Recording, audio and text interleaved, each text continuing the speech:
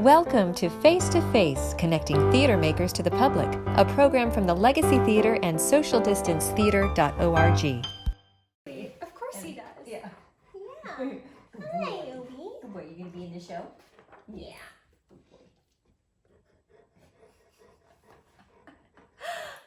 boy. Okay. Hello, everyone, and welcome back to Face to Face. I'm Tess Adams, and today we have something a little bit different cooked up for you. Today, I'm sharing the floor with my quarantine mate slash mother, Anne Runolfsson, as we dive into her rich Broadway history and a bit of our history working together. Though she needs little introduction, I'm gonna give her some anyway. She made her Broadway debut in the original 1987 New York production of Les Misérables after transferring from the Los Angeles company. She has since added Broadway credits to her resume, such as Phantom of the Opera, Aspects of Love, Cyrano the Musical, James Joyce's The Dead, Victor Victoria, and the first US national tour of The Secret Garden. She has sung with symphony orchestras all over the world and in cabaret venues, including at Carnegie Hall, the Kennedy Center, Radio City Music Hall, Rainbow and the Stars, and the Russian Tea Room, to name a few of the famous ones. Many times with the late, great Marvin Hamlish. Please welcome Miss Anne Runolfsson. Hi, Mom. Welcome to Face to Face. Hi, Tess. Thanks. So let's start. By the way, I have no idea what she's going to ask me, so this is kind of really fun and a fun. little scary. My palms are sweaty. So you moved to New York Yes. when you were 20 years old, Yes. and soon after you made your Broadway debut. Kind of. There were some years in Yes. there. Yeah. So you made your Broadway debut in Les Misérables, in not a member of the original company, Right. but in the original Yeah. New York production. Thank you for clarifying Yes. that. I didn't want to have haters or people Yes. you weren't in the original company. No. I replaced in the original. Yes. And you worked your way from Factory Girl To to Fontaine. Fontaine. I did. So can you What a describe journey. your journey from UCLA vocal performance student to Broadway headliner? Wow. Okay. Yeah. So first of all, there were some really interesting and amazing people at UCLA when I was there. I didn't necessarily start off thinking I was going to be a vocal performance major, but I had auditioned for a class, for an opera class. And because of this class, I got a scholarship, and that sort of turned into me going, I guess I'll be a vocal performance major. Now, I mean, I had been training, so it wasn't like it was totally out of the blue. No. But I just didn't really understand, how that was going to benefit me in the world. I didn't understand that I could make a living doing this. Okay, so anyway, go to UCLA, do a year there. And then just one thing led to another, and I had an opportunity to do an intensive workshop, which would be kind of like more of the conservatory programs now. And a lot of the UCLA students at that time used to go off and do this. So I went off to do that for a quarter. That school's on the quarter system. And then after that, I got a job singing with a 4-part jazz quartet. And we traveled a bit. And so I didn't really get back to UCLA. One thing led to another, and I got my first professional job, and then that led to another job, and then it led to a friend daring me to follow my dream and go to New York City, which I did with $200 and my 2 suitcases, and I didn't know a soul. But off I went and stayed for a while, went back to California, decided to re-enroll at UCLA after having done a national tour, and then auditioned for and got Les Misérables in Los Angeles. So it was through the course of that show in Los Angeles when I said to someone, wow, I would really love to do it in New York, one of the casting directors was a very good friend of mine, and he said, well, maybe we can arrange a trade. Like, who knew, right? Yeah. So it just so happened. Like a baseball trade. Totally. Or a sports trade. Amazing. So it just so happened that there was a girl in New York, in the New York company, who was playing the factory girl, who was from Los Angeles, wanted to go back to Los Angeles, and so we switched. And there was my Broadway debut. Amazing. It was. So, did you have music in your family growing up? Yes, I did.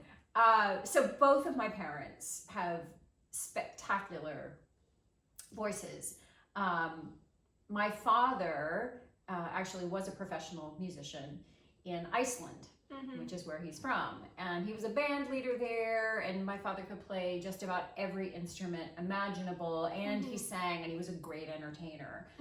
My mother had a beautiful, beautiful voice. I only say had, she's 92 years old and still has a beautiful voice, but just more of a 92-year-old version of that. But she had terrible stage fright. So it was never something that she could pursue professionally. But on both sides, I had this tremendous influence, and mostly due to my mother, the exposure. Like, she was the one who took me to musicals and took me to see jazz singers, and, you know, really loved all of this and made it possible for me to even get involved. Okay. So after Les Mis, correct me if I'm wrong, you went into aspects of love. That is correct. And you were a swing. Yeah, that is correct. For our viewers who don't know, what is a swing? Oh, what is a swing? And what are the responsibilities of All a right, swing? so a swing is someone who covers a number of tracks in a show. So Aspects of Love, think there were maybe 8 women in the ensemble. It was a pretty small show. And so there were two female swings, and we each covered all 8 female roles. And but you know, I sort of had 4 that I was the first cover for, and she had 4 she was the first cover for, and then we would cover for the other if for some reason, you know, we had to. I'm going, like, and just an FYI, I was not a great swing. I have so much admiration for these people, and it was not my best moment. So you're keeping track of 4 different tracks. So 4 different sets of blocking, 4 different sets of choreography, 4 different sets of vocal lines and speaking lines. Yes. And then another 4 on top of that, which you're like the backup person for. Right. So I see where this is going. Is it difficult keeping track of mentally so many tracks, and how do you do that? How does one? I found it difficult. Yes. I think it's a real skill. And I mean, there are certainly those people who are much better at it than others. I've been in enough shows to marvel at the swings that I've worked with who, oh my God. And just as a sidebar, when I saw Come From Away, I thought to myself, how do you swing that show? How do you even understudy in that show? I know. That would be I remember terrifying. we were talking about that when we saw it. Right. With all of their different positions of the chairs and then we found out from the production stage manager, who had been the production stage manager on Victor Victoria. Yeah. So he had known your father. Yes. And we met with him afterwards, and he said, well, not only that, they also in that show had this intense like choreography of the movement of the furniture on the stage, not to mention like someone might have a hairbrush that is hidden under here that then they've got to hand off to this person way upstage, or I don't know. It's crazy. Yeah, you'll have to interview someone from that show and talk about that. I know.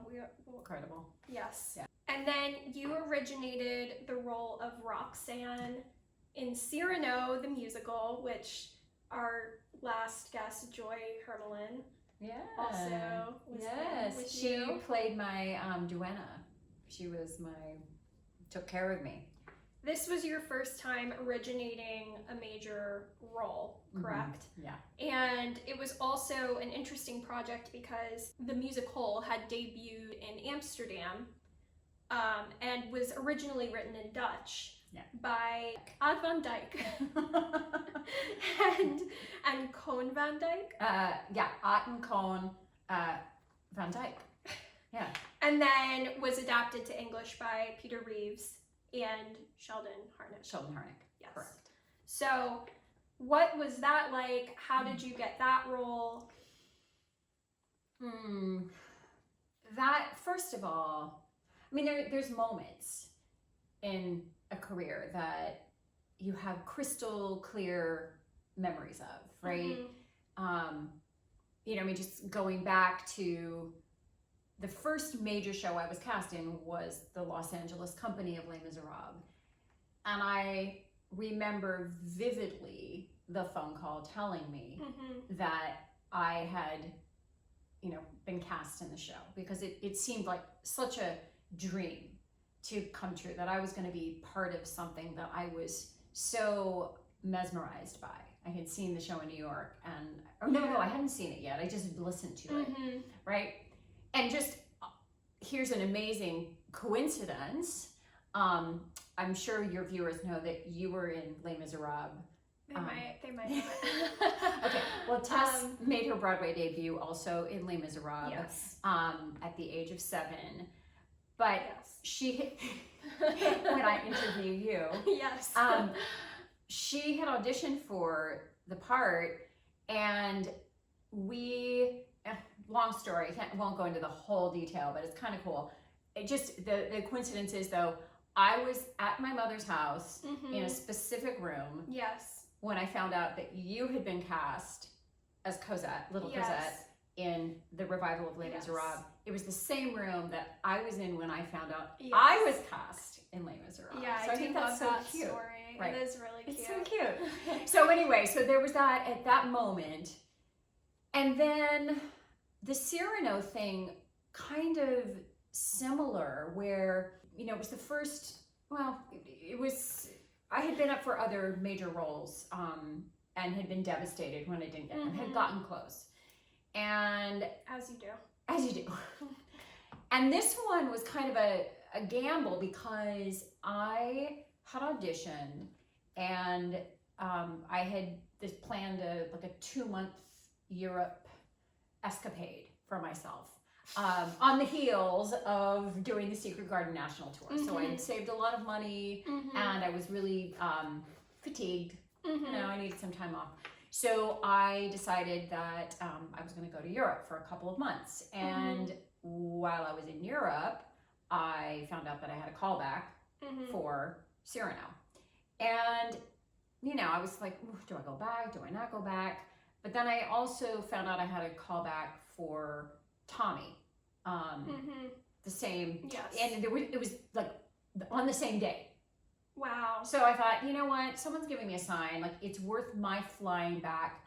But I thought, you know what, I'm gonna fly back and then fly back to Europe, because I didn't want to give up my vacation or this time, this gift that I felt was really necessary for my soul. And so so I did go back and really worked hard on the Tommy. I wanted it so bad. And worked hard on this Cyrano also, but like just that wasn't the one on my radar. And went to the auditions and just happened to be having dinner. I did know the musical director, and because he was on Secret Garden and for Cyrano. And so we ended up having dinner that night, and he kind of let it slip that I was going to get the part. And it was really cool, because the next day I was flying back to Paris, where much of Cyrano takes place. Oh. So I went back to Paris knowing that I was going to be starring in my first original Broadway show. And I got to go then sit in Paris and, you know, read just and take it in. Yeah, it was amazing. Which we had kind of a similar thing with my Les Mis, where we were going somewhere to Fiji. Yeah. We were As you do. As you do. As you do. As you do. And we had flown to LA and were spending time with your family. Yeah. And got news that I had gotten a call back and had to fly back to New York and then fly back to LA to continue this trip. And I remember like just being like 6 years old and so tired and sunburnt and not wanting to get on the plane, and you looked me in the eyes. You were like, Tess. Because you spoke to me like an adult. True. Do you remember what I said? I remember exactly what I said. No, I don't remember what you said, but I remember you having like We basically were- sitting me down and like having a. Well, first of all, here's the thing, right? We had to take the red eye Yes. from Los Angeles to New York Yeah. to get you back for the callback, Yeah. right? And we were able to do so through the generosity of the points of a Yes. friend, like, because it was very last minute. So had these points, we were able to get these tickets, and we were in Los Angeles airport, and you were so tired, and you were 6. And, you know, I probably shouldn't say this, but like, I don't love children in show business. No, you can say. Okay, Yeah. can I say that? Yeah, I just feel think like that's your yeah, philosophy. Like it that's is, who you true. are, and I love the children. So that I think that's important. Like, I love the Yes. children. I've worked with a lot of children, and I love them, and they're amazing people. And so many of them now I know as adults, which is really cool. But just the idea of being that age and working, yeah, right? Which is the conversation we had, Yes. right? Where you said, I would like to audition for the revival of Les Misérables. I was like, oh, okay, well, it's a job, like, you have to work and go to school. And you said, I'll manage. Yeah. I'll manage. Right. So I thought, oh, what? All right, I'll let her go. So here we are in the airport. It's probably 10 o'clock at night. Mhm. We're walking to our gate, and you just start crying, and I'm saying, I'm so tired. And I knew you really wanted it. And I said, Tess, sometimes it's like, I'm 6 years old. She's 6. You have to do something really hard to get to that thing that you really want. And this is one of those times. If you want to go home, we're going to go home. But if you really think you want this other thing, then we have to get on the plane. And you were like, I want to get on the plane. So I don't know if that was a moment of good parenting or bad parenting, but it was. No, That's what that's happened. a good lesson, I think. But I mean that's like a core philosophical lesson to teach, I Right. think. Okay, getting back Yes, to Cyrano, okay. we got a little derailed, but getting back to Cyrano, you won a Drama League award. Honor. Drama League honoree. You were a Yes. Drama League honoree Yeah. for your work in Cyrano. Yes. We're talking about, so the story of how you got the role is so cool. And then what was the creation process like for this, especially having it be a musical that was originally in Dutch and then being translated to English and kind of recreated a little bit? It was very satisfying. I mean, it was, as many shows, that are like not the original mounting, you do miss it on some of the creative processes. They're, they pretty much knew what they wanted. So that part, maybe was a little disappointing to not have more freedom, but there was a fair amount of it. And, but I do remember just every day, everyone who was there was so invested, and from the director to the composers to them bringing in Sheldon Harnick eventually, to my co-stars, to the ensemble, to Joy, but we were all there having an incredible time with each other and making something beautiful. right? Our costumes were like, I feel like, okay, hi, Obi. Hi, baby. This is our dog. He wants to talk about Cyrano. Yeah. No, he's a very nice dog. So, I feel like if there was, maybe you can insert some photos of some of the costume. It was such a beautiful show. Yeah, I will definitely do that. The man who was the producer was a very, very wealthy Dutch man named Joop van den Ende, and Joop spared no expense. Yes, right. Which like Joy talked about, right. The flowers on opening. Yeah, the flowers on opening night, our rehearsal venues, what we had available to us in rehearsal, which, you don't always get. Do you want to sit down? No expense was spared. And so that provided a work environment and a foundation where we all felt very, very safe and well taken care of. Yeah, that's really nice. And Joop was lovely. Everyone was lovely. And so it was one of those magical theatrical experiences. And, unfortunately the show was not met with good reviews, and we did not, we weren't open for long. That was very devastating.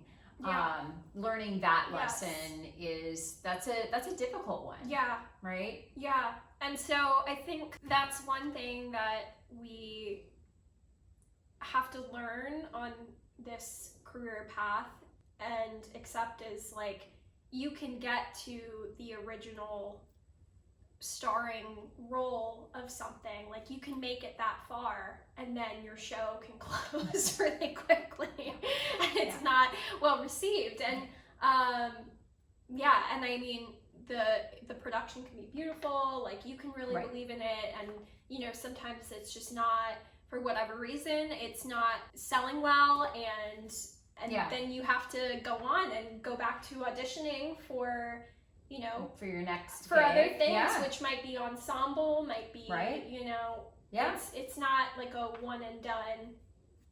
No. You're only doing principals for sure. Yeah.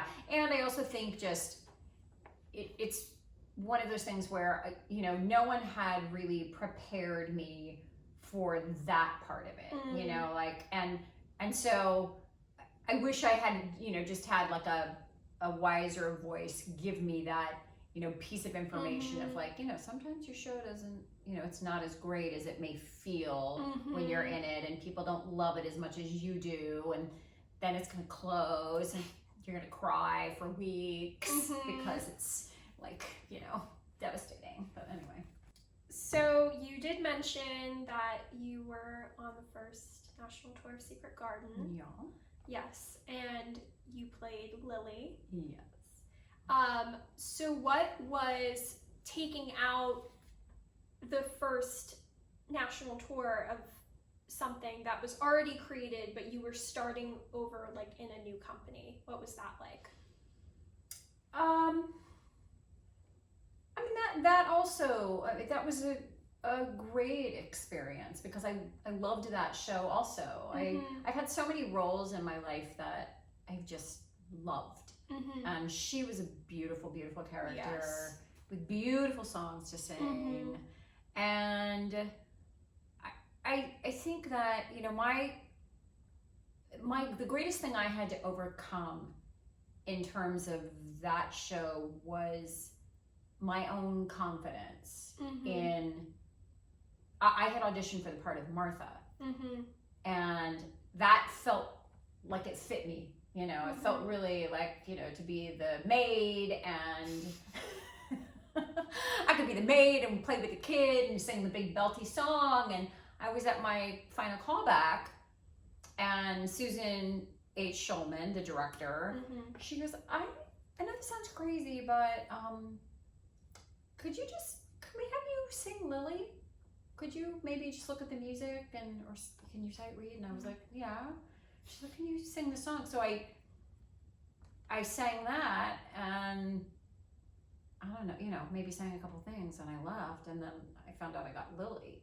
And I was like, I mean, I was excited, but I wasn't sure how that was going to work. So just getting back, like that was something I had to overcome. Yes. Was like, yeah. Apparently my voice was really something they liked in the part, but I didn't feel, you know, that I was that person.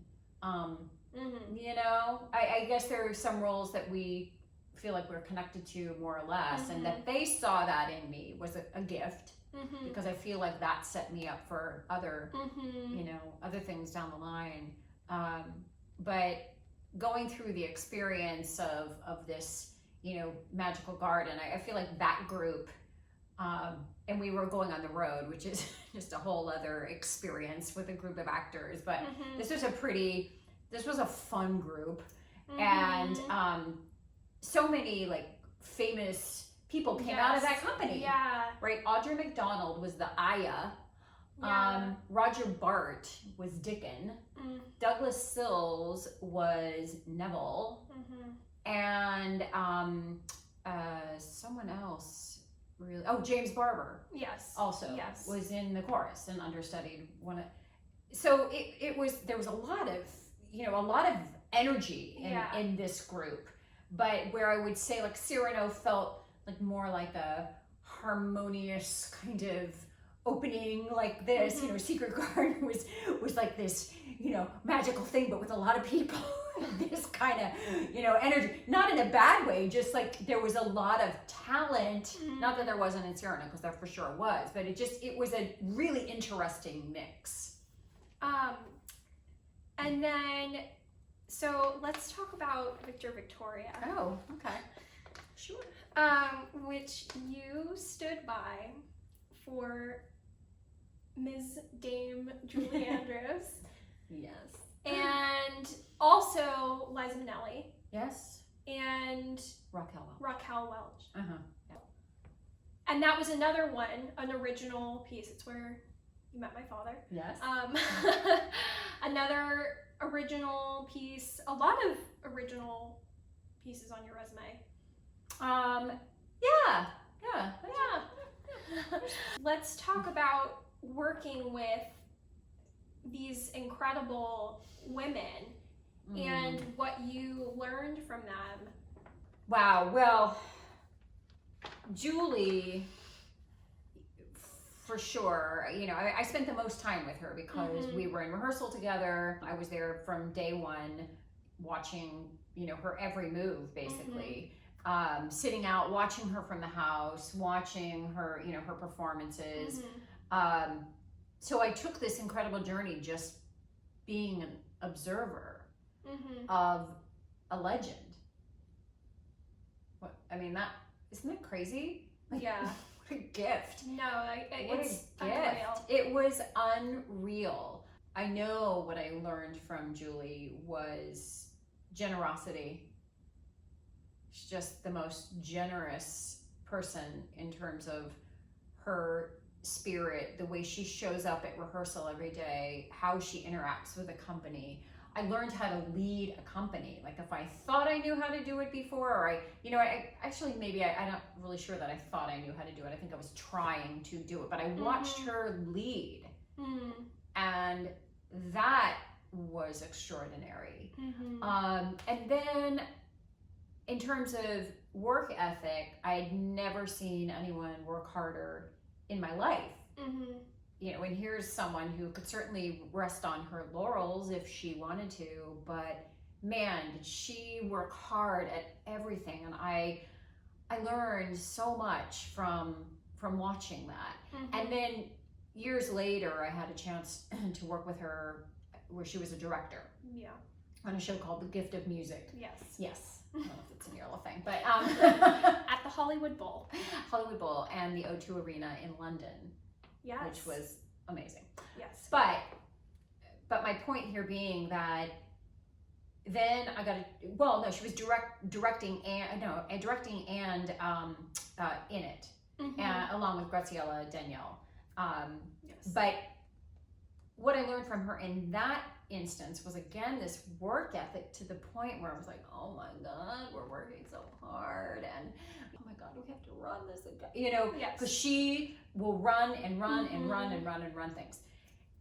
And then we opened in London, and I went on stage and had the most extraordinary experience because I had done this so many times and I was so at ease. And I would say I tend toward under rehearsal, which you have probably experienced in things that we do together. No. Never experienced that. It's like that's, no, but yes, but it does show the preparation. Oh my God, yes. And anyway, so I think that was the greatest lesson from her. Going back to Victor Victoria, Liza, also like old school, really hard worker, incredible work ethic, but she also just she was always gonna have fun with it, you know. I mean, she's just like, everything, you know, life is a party and this is gonna be fun, and my favorite memory, well, I have a couple, but one of them in particular was that she wanted to watch From the Wings. I was going on in Victor Victoria. Oh. I don't remember why Julie was out, but I think it might have been Julie had been out for a prolonged period and Liza was going to take over. So I was on for Julie, and Liza wanted to, you know, she had, you know, said at some point, you know, I may be in the wings watching, and just to let you know, and I was like, oh, that's great. So it was in the opening. First, there was a scene in like this Tottie's flat, right? And we're in Tottie's flat, and I'm singing this song, and at some point, like, I do sort of a chaîné turn to stage left and find myself very close to the portals, or you know, of the stage, right? Yeah. So I turn and I get there, and like Liza's this far from me. So when I thought she would be in the wings, I thought, you know, maybe she'd be standing back, as many of us do when we're learning something. You know, you stand in the wings and you watch. But I go, I'm like, oh my God! It was like such, like, her face right there, and she was, hi, baby. And then she talked to me. Oh yeah. So that's kind of like Obi right now. well, and what's funny, this just reminded me of another great Liza story, though, that your dad and I had invited Liza to join us for dinner one night. I think this was before or after this, I don't remember. But we'd gone to dinner, and then she came back to our home in New York City, and at some point she decided that she was going to tell us she had an idea for a show in Las Vegas, and she wanted to share that with us. And oh my God, we're like, oh my God, we're with Liza in our home, sitting on our couch, and she's gonna show us this show that she's dreamed up for Vegas. You know, this is really exciting and amazing. And she's just what a woman. Like, her spirit is bigger than big, and just but the reason why I bring that up is because she was up and like doing the dance numbers, you know, like in our living room, our tiny little New York living. She's doing it, and we had a yellow lab at the time named Ella, and Ella was on the floor like Obi, and Ella just like got up and started barking at her. And we laughed so hard because we were like, oh my God. We just had a performance from Liza, and our dog got involved, and it was amazing. That's great. Yeah. That's so. Yeah. What is the difference between a standby and an understudy? Okay. The difference between a standby and an understudy is that a standby in a Broadway show, typically in a play or a musical, the standby is hired to only go on for that one person. Yes. An understudy is someone who is probably in the show, in a different part, but then understudies that role. Now in film, a standby, people often say, oh, you're the stand-in, like, right? Like, 'cause in film, stand-in is just someone who comes and stands in. So that's something I always say, but no, it's a standby, meaning like I'm just there standing by in case the person needs me to go on. Which I feel like is kind of a great and also terrifying knuckle gig, like a trap, kind of a little bit trapping in terms of like I mean, it's great because you get to rest and you're getting paid and you're but then at the same time, especially for such a high energy role, to be like on a moment's notice, oh, I gotta go. And high profile person. Yes. Right, that's the thing. It's like, I mean, standing by for Julie Andrews, right? Yeah. That, it was intimidating, to say the least. I think it sums it up when I say that when the announcement is made prior to the show, that she will not be on, because most people have bought tickets to see Victor Victoria to see Julie Andrews, not me. So they say, today's performance, the role usually played by Miss Andrews, will be played by Anne Runolfsson. And you hear from the audience, oh. And I'm standing backstage, you know, ready to go on and do my performance. You got your food, what do you want? It's attention. So, that's not a great way to start your performance. No. And I think it's definitely a certain kind of personality. Some personalities do better at this than others. I think at the time I was, I don't know, what's the word? I was like not blind enough, or just kind of, I didn't know enough to be as afraid as I should have been.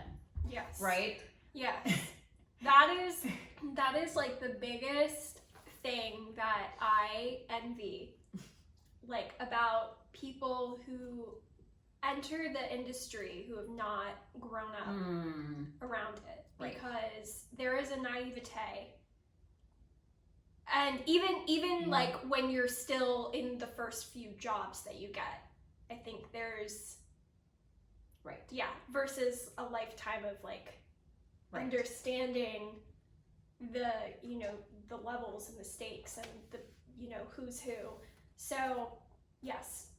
Yeah, no, I think that's really interesting. And I think, you know, in your case, growing up with two parents who were in show business, and then performing yourself at such a young age, right? Like you really, you know so much, you know too much, right? Yes. Whereas, you know, we know many, many young people who I've taught, right? And we've watched them come up and go into the business, and with much more of that kind of wide-eyed, and, you know, that's its own little gift in a way, right? So I would say, and this now by this point, remember, I've done Cyrano, I've had that devastation, so I've done a number. This was my my fourth Broadway show, I think, at this point. And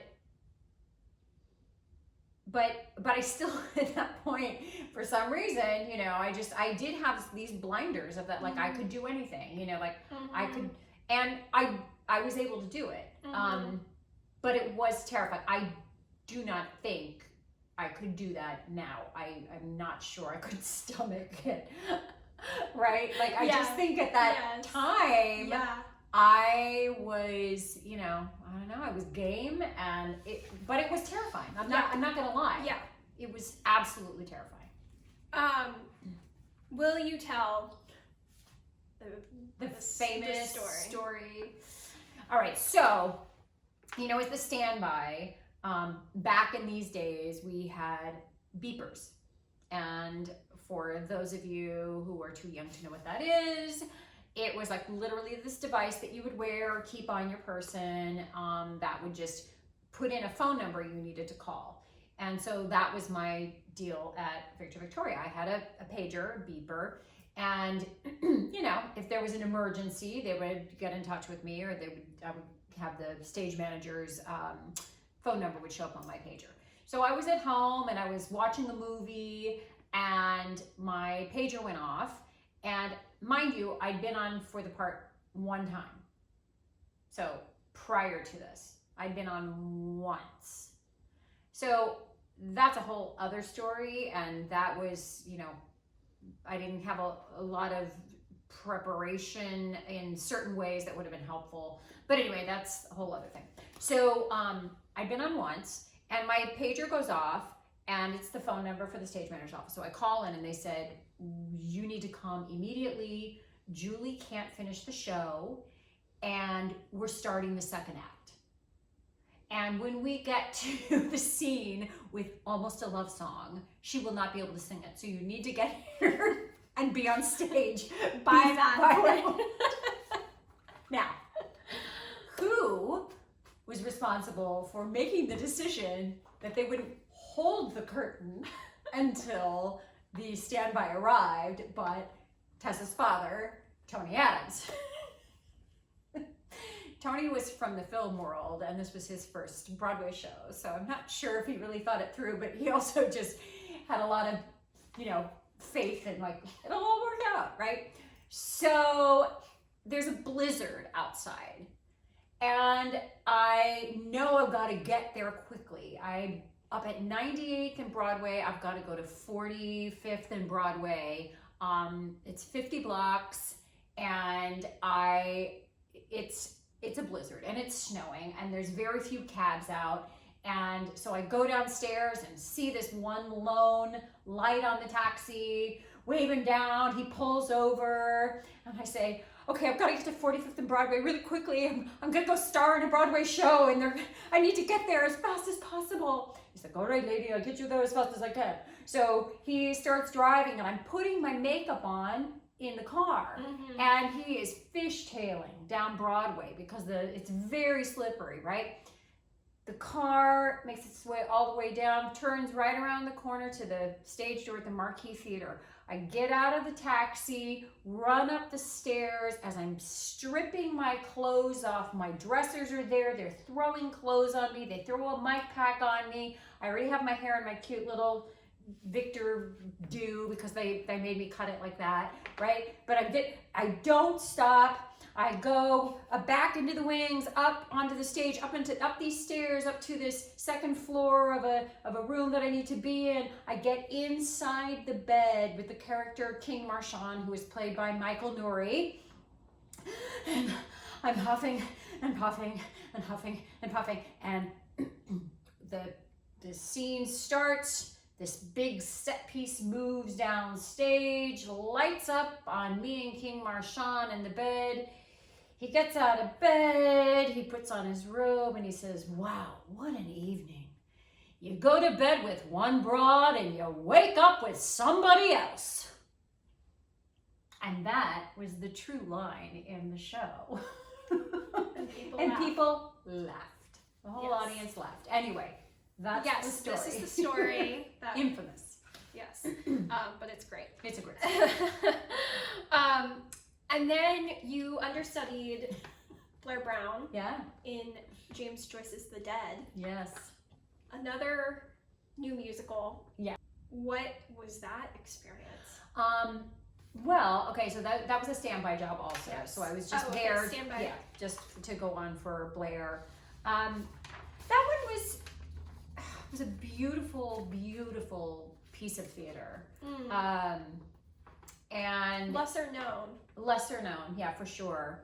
And oh my God, the cast was stupid.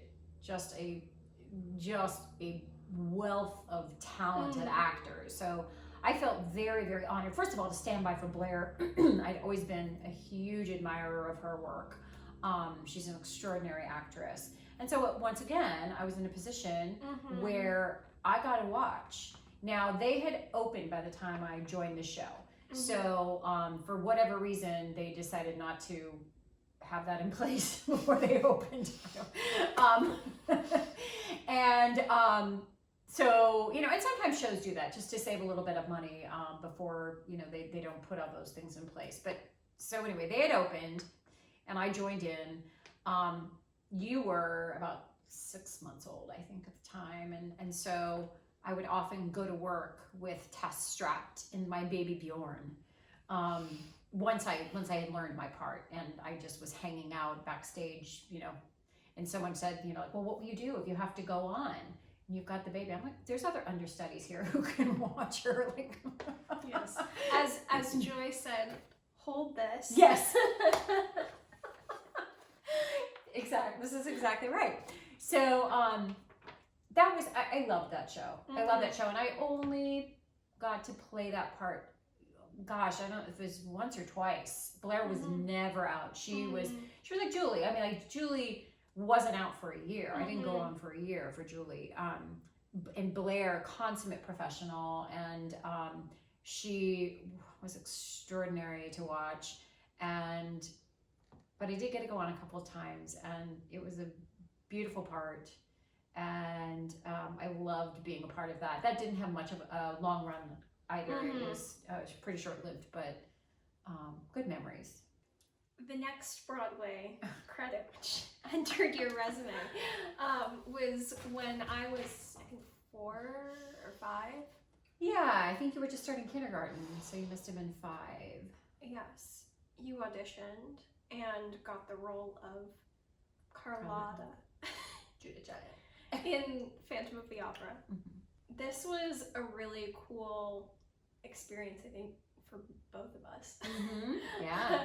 I mean, it's an incredible, iconic role, but also as a young soul, I was influenced. Yeah, I was, you know, 5 years old and was often hanging out backstage, you know, sleeping in the dressing room. Yeah. Sleeping in the, like an old box that they used for storage. They used to let me watch the show from up there. Well, it was the one that the curtain, they would pull it up. Remember, like in the beginning where it starts and then it goes back in time, Phantom of the Opera. And so this box, in the theater box, right, is where the stagehand would go. So once that cue was over, then you could go sit in the box. Yes. So I would go sit in this box with the curtain and usually fall asleep on it and watch the show from there. But this was like a pretty normal normal night in our lives. Yeah. So how long did you have in that rehearsal process? I don't remember if it was 2 or 3 weeks. My God. It was 2 or 3 weeks. I mean, you know, those shows are machines at this point. They're now, I know for Christine, they take a month. Phantom, they take a month. Carlotta's a much smaller role. So, you know, it was manageable. I tend to think it was 2 weeks, which is not unusual. Maybe it was like 2 full weeks of rehearsal and then a put in and then so yeah, 2 weeks. But it was, you know, it was a lot to learn. And that came together. And again, that's where sort of that adrenaline, you know, just kind of kicks in. Yeah. And there you are on stage. And you ran the New York City Marathon while playing this role. I did. There's an article in Runner's World of you, photos of you in your Carlotta skirts and running the marathon. Was that actually helpful, or did it take away from your energy? You know, it's a good question. I don't remember it taking away from my energy. Like, I think it was a real structure, and I just got in a swing of running.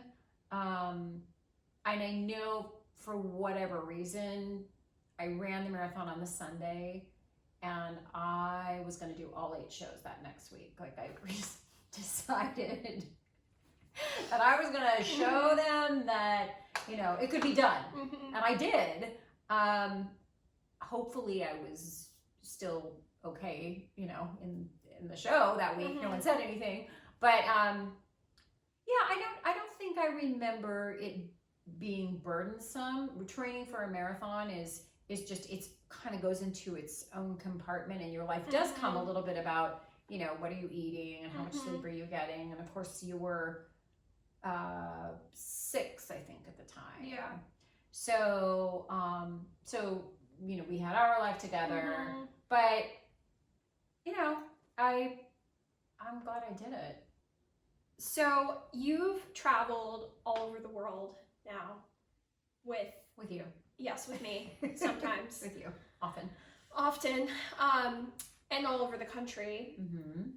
What is, it can be 2 answers, but what is your favorite place that you've sung, and or favorite like story from a concert travel experience?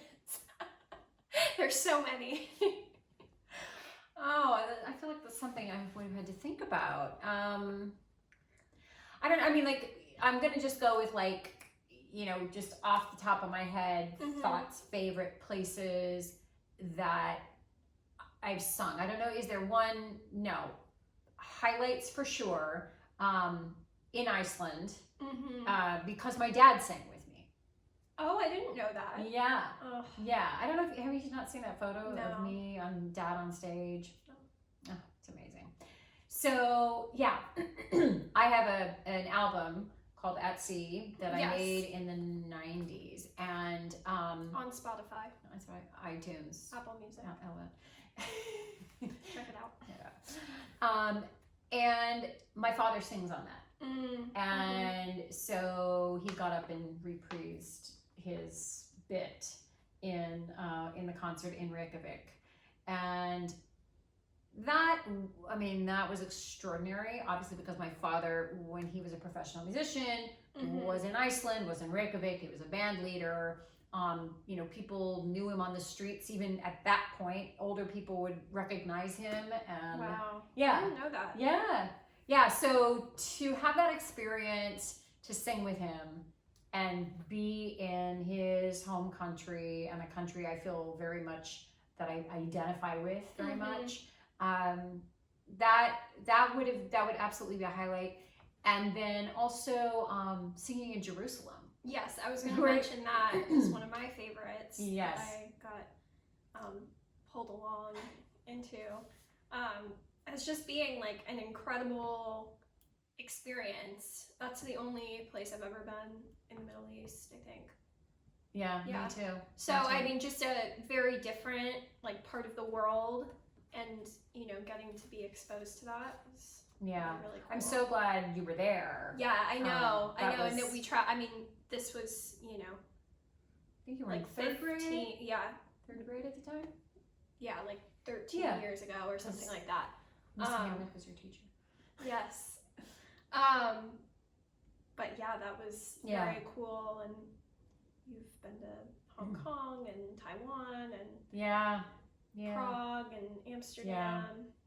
Český Krumlov in the Czech Republic was also really, London with Julie. That was amazing. I mean, I forgot about that one. Yeah, London with Julie. And then there's all the orchestras in the US that you know have been phenomenal. But I would say the last 2 concerts we did together would be highlights as well. Yeah. So, you know, right up there with Dad in Jerusalem. Tess and I have sung together. Yes. I mean, many places, but we've since I became an adult, we've been working on a concert together, which we've kind of been refining, called Heroin Song.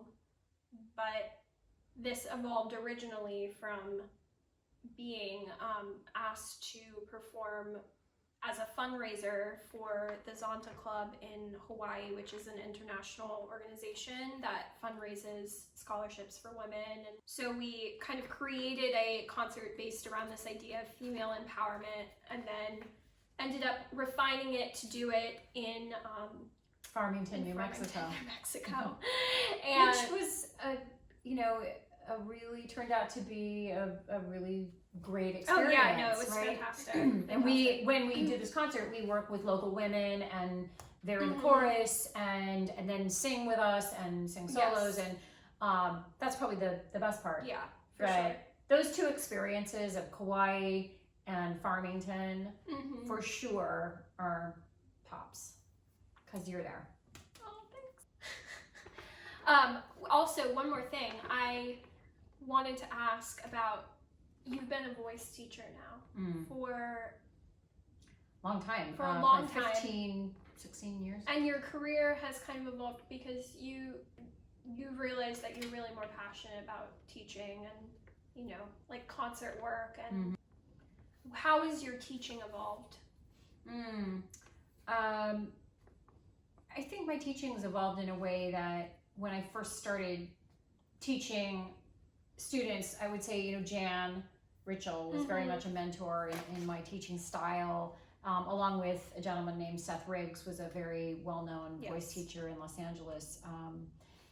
He was another one of my mentors, and I was really adopting a lot of what they taught, which had been very helpful to me.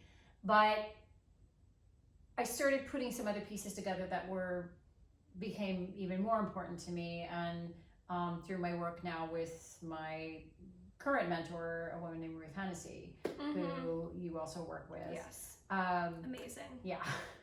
So Breath and Body Work. Check her out. Yeah. So she